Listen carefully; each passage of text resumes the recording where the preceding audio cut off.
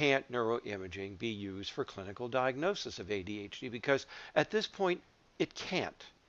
No one has been able to accurately classify cases of ADHD relative to typical cases using these methods in clinical practice or even in research. So why is it? I mean, after all, we got all of these research studies showing lots of differences between ADHD groups and typical groups on all of these various scanning devices. So why can't we use it for clinical practice? Well, here's why. Let's go back to the point I just said.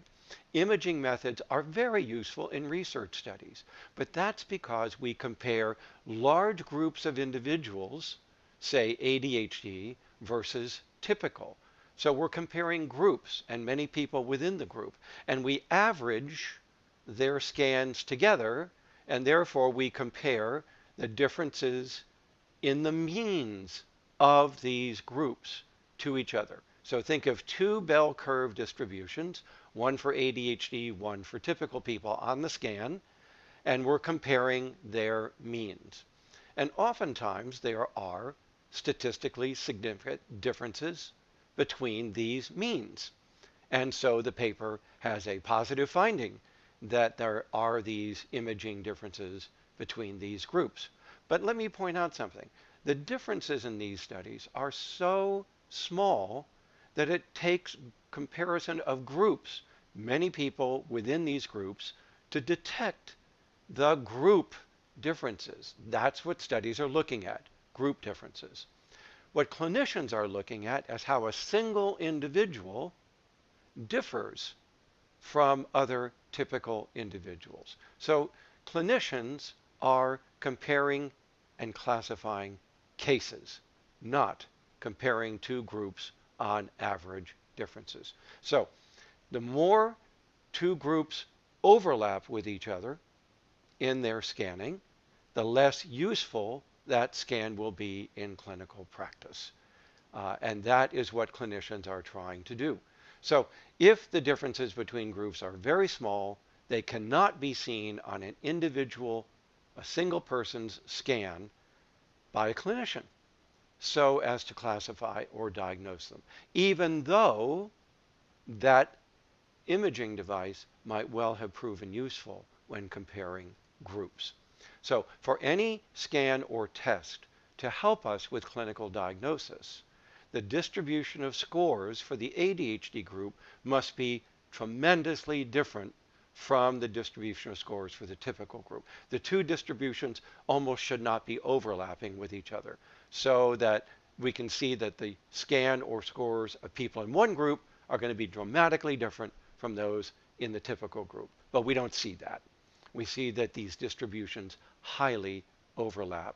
And so while there are small differences that are significant in research studies when groups are compared, those differences are not striking enough to be useful to classify people when we look at single scans of an individual. So that's the point here.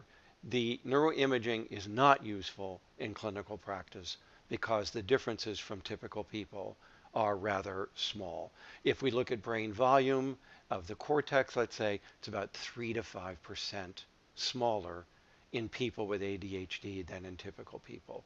And if we look at activity differences or regional differences in activity, it might be anywhere from 10 to 25% less active. These are not profound differences, and they would be hard to spot on an individual scan. So the bottom line, folks, is that at this time, neuroimaging cannot be used in clinical practice for making a diagnosis, for subtyping people with ADHD, or for planning treatment with ADHD. So that means that if people in practice are offering neuroimaging, claiming they can do these things, like the Amen clinics claim to be able to do, they can't.